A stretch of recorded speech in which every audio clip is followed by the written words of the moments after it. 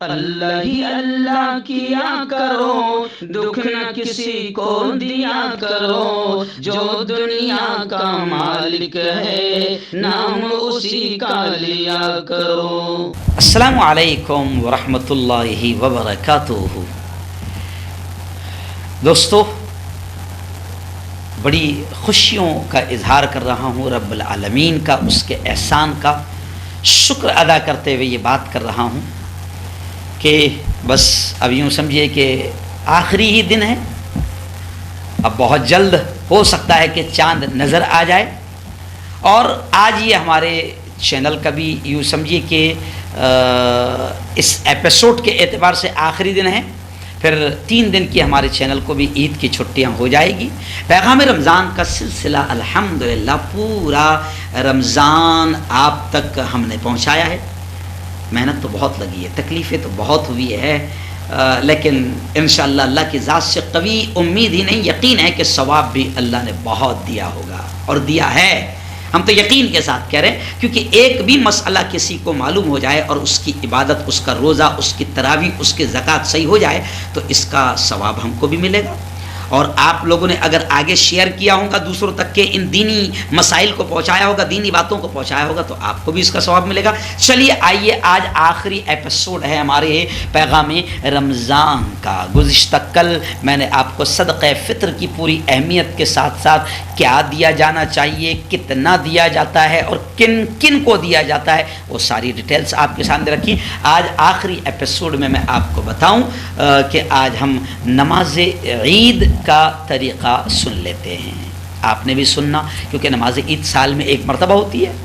ہمارے جیسے امام بھی بھول جاتے ہیں، کیونکہ روزانہ پڑھانے کی عادت الگ ہے، تو ہمارے جیسے امام بھی کبھی کبھی پڑھاتے بھول جاتے ہیں، اس لیے آج عید کا طریقہ سن لیں، دوسروں تک بھی شیئر کریں، دوسروں کی بھی نماز صحیح ہوگی، اس کا ثواب آپ کو بھی ملے گا۔ آئیے ایڈوانس سب سے پہلے وائرل نیوز لائیو کی جانب سے، میری پوری ٹیم کی جانب سے، ساپتاہک Hindi Nadvi Times, weekly Hindi Nadvi Times کی پوری ٹیم کی جانب سے سب سے پہلے جمعیت علماء کا صدر ہونے کے ناطے جمعیت علماء کی طرف سے بھی آپ تمام کو، پورے عالم اسلام کو عید کی بہت بہت مبارکباد۔ اللہ تعالیٰ عید کی سچی خوشیاں آپ کو، ہم سب کو نصیب فرمائے۔ اللہ شریروں کی شرارت سے، ظالموں کے ظلم سے، قاتلوں کے قتل سے، فتنوں کے فتنے سے، حاسدین کے حسد سے آپ کی، میری پوری امت مسلمہ کی حفاظت فرمائے۔ اللہ قبلہ اول بیت المقدس کو اللہ رب العزت آزاد فرمائے، یہودیوں اسرائیلیوں کے آتنکواد سے اللہ تعالیٰ تمام مومنین کی اور خاص طور سے خصوصاً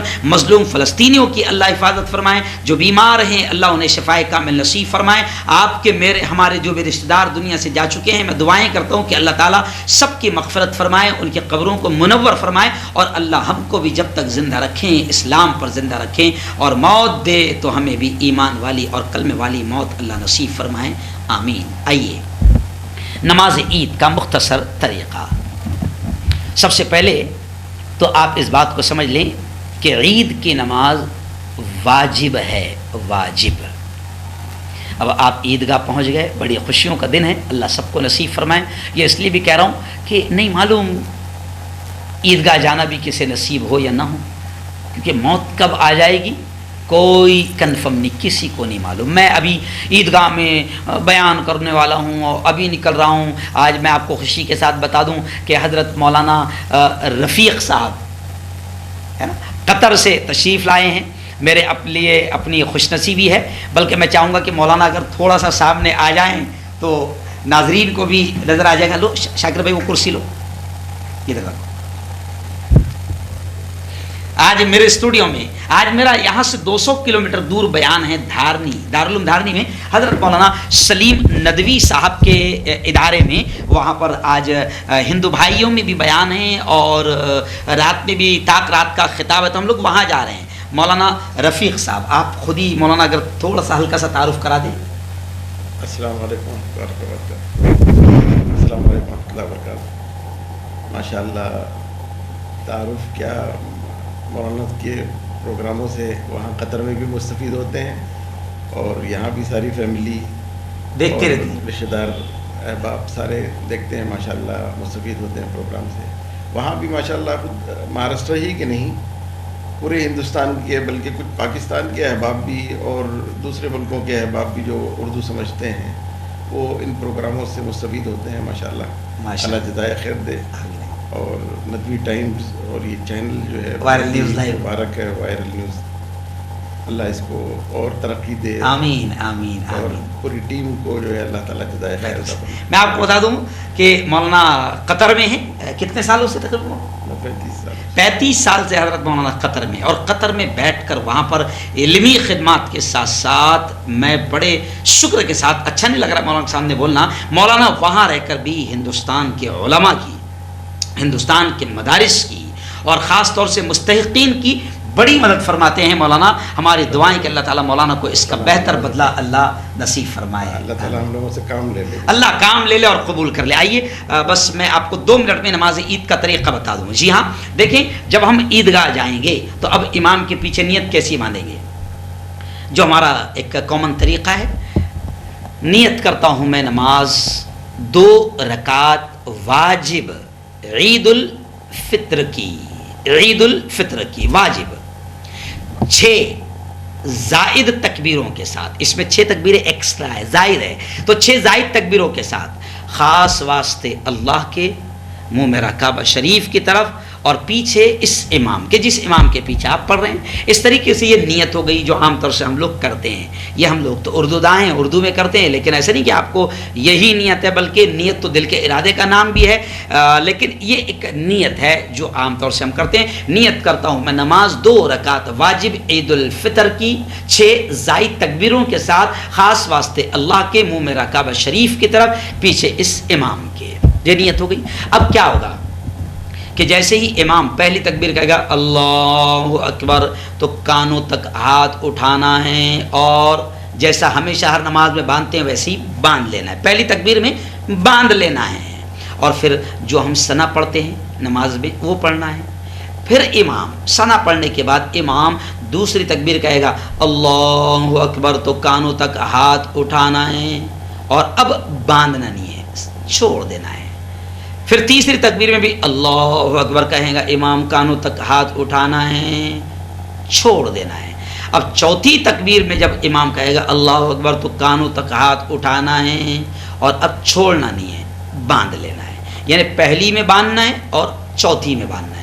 اب اس کے بعد میں امام سورہ فاتحہ پڑھے گا, سورت پڑھے گا, رکوع کرے گا, 2 سجدے کرے گا, اور پھر دوسری رکعت کے لیے کھڑا ہو جائے گا. تو اب پہلی رکعت میں تو پہلے تکبیریں تھی, اب دوسری رکعت میں پہلے تکبیریں نہیں ہیں. اب امام کھڑے رہ کر سیدھا سورہ فاتحہ پڑھے گا, سورت پڑھے گا. اوکے, اب رکوع میں جانے سے پہلے امام 4 تکبیریں کہے گا.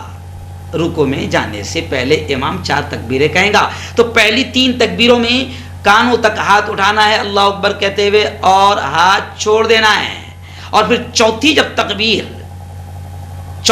تکبیر امام کہے گا تو پھر اللہ اکبر کہتے ہی اب کانوں تک ہاتھ نہیں اٹھانا ہے, اللہ اکبر کہتے ہی آپ سیدھے رکوع میں چلے جائیں گے. پھر رکوع ہوگا, سجدہ ہوگا, قاعدہ ہوگا, امام سلام پھر دے گا. یہ ہو گئی آپ کی عید کی نماز مکمل. لیکن اب ایک بات سن لیں, سمجھ لیں کہ عید کی نماز کے بعد عید کا خطبہ ہوتا ہے, اور لوگ عجیب بے وقوفی کرتے ہیں, جہالت کرتے ہیں کہ عید ہو گئی کہ جناب پیچھے پلٹ کر دیکھتے ہیں, کھڑے رہ جاتے ہیں, مجمع دیکھتے ہیں. بالکل غلط بات. اطمینان سے بیٹھے رہیں, اور اب جو امام خطبہ پڑھے گا تو خطبے کا سننا بھی ایسا ہی واجب ہے, کمپلسری ہے, جیسے کہ نماز کا پڑھنا.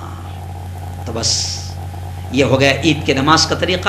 عیدگاہ میں آپ دعا کریں, اس پیارے ملک کے لیے بھی دعا کریں. کورونا تو ختم ہو گیا, لیکن نفرتوں والا جو نیچ اور گھٹیا وائرس ابھی ملک میں چل رہا ہے اور تباہی مچی ہے, اور یہ نیچ وائرس پورے ملک میں نفرتیں پھیلا رہا ہے, دنگے اور فساد کروا رہا ہے. تو اللہ سے دعا کرو کہ اللہ تعالیٰ, عید کے دن یہ دعا کرو کہ اللہ تعالیٰ ہمارے اس پیارے ملک کی اس نفرتی وائرس سے حفاظت فرمائے. اور جتنے نفرتی چنٹو ملک میں, چاہے وہ چینل والے ہو, پیپر والے والے ہو, بھاشن بازی کرنے والے ہو, اور ابھی تو آج کل نفرتوں کا بھونگا چل رہا ہے, تو نفرتوں کا بھونگا بھی بند ہو جائے, امن اور پیار اور شانتی کی ہوائیں اس پیارے ملک میں چلے, ایکتا محبت پیار سدبھاونا کا ماحول بنے. اس کے لیے عیدگاہ میں آپ ضرور دعائیں کریں. اللہ حافظ. ہمارے لیے بھی دعا کریں کہ اللہ ہمیں خوب طاقت دے اور ہمارے چینل کو بھی دین دوگنی رات چوگنی اللہ ترقیات نصیب فرمائیں اور ہماری ان خدمات کو اللہ قبول فرمائیں. آمین. اللہ حافظ. واپس ایک بار ایڈوانس میں عید مبارک.